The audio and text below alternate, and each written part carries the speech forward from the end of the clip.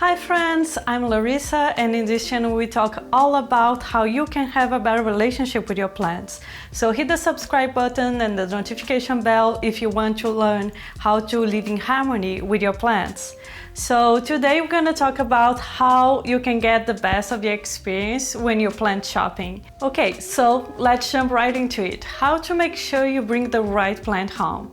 To me, it always starts even before you go into the plant shop. And this is a principle that I like to apply to everything I shop, to clothes, to food, to hair care products. And the principle is deciding what to buy even before you get to the shop. Because one thing is for certain, when you go to the shop, everything in the store is designed to make you want to buy something. From the ambient music, to the colors that are in the store, to the lighting situation, to where the product placement, where products are, to the way that people talk to you. So if you don't have very clear in your mind what you want to buy, you're gonna get swinged by all these elements and you're gonna bring home something you don't actually want. So that's the first step. You take a piece of paper and you make a list. You know, like when you go grocery shopping, you make a list. So make a list for plant shopping. And one thing very important to take into account here is what is the situation in your home in terms of light. And that's very easy to find out. You can just take your phone and download the Compass app, or like even use the Compass when your phone already has one. And you're gonna find out where your window is facing in the room you want to put plants on. So let's see, for instance, you have a situation like I have in your home with a south-faced window. So I want plants that are really good with full sun because the sun is shining almost all day long in my windows. So I want some cacti, some succulents, some plants who are really resistant to bright direct light. Once you find where your window is facing, you can just Google it. Let's say best plants for west-facing window, best plant for north-facing window, and you're gonna find a ton of information and lists of which plants will go well in that light.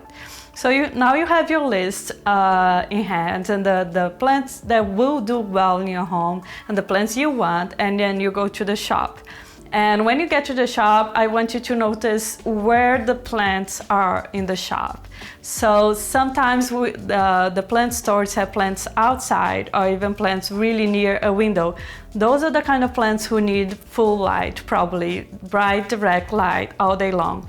So if you don't have a place in your home where the sun is shining for like 6 hours a day, you better not touch those plants. And if you go inside the shop and look which plants are in the back of the shop, away from a window, they're not on grow lights, those are the plants who will probably tolerate a low light situation. And if you are unsure what kind of light does that plant need, just ask the staff at the store. They're super helpful most of the time. Now that you find the kind of plant you want, it's time to choose which specific plant to take home. And there's some things you want to notice before picking a plant. The first thing, obviously, is check for pests. So check the leaves, but not just the top of the leaves, the back of the leaves and the stems, to see if you see any weird white spots, any cobwebs, any pests walking around.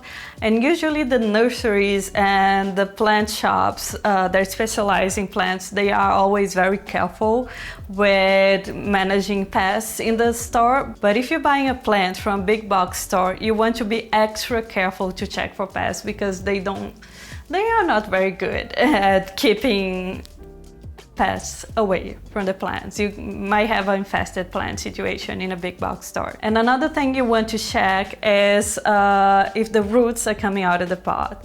So if you have a situation like this, it's not bad. It just means that you're gonna need to repot your plant soon. So you can bring that plant home, but know that you're gonna need to have some extra work with that plant soon, because this plant's gonna need a bigger pot soon. Another way to know if your plant needs, that plant needs repotting soon, especially in the case of snake plants, is to fill the pot. So sometimes the root ball is really compact inside the pot. You can feel that the pot is really hard because there is like a lot of roots and even some new plant babies pushing out. So that's another way to know that. But the best sign that a plant is healthy is new growth. So check for new growth points, and sometimes it's better to take home a smaller plant with a lot of new growth points than a big and lush full plant that is not growing at all. New growth means the plant is feeling safe, is feeling healthy, and it's pushing new growth to grow and expand because the plant feels like they have all the resources they need. So after that, you finally bring your plant home and it's time to put your plant in the shelf, right? Not so fast. So just like a lot of humans nowadays, plants also need quarantine. Yeah, I know, we're all used to quarantining now, so plants need that too.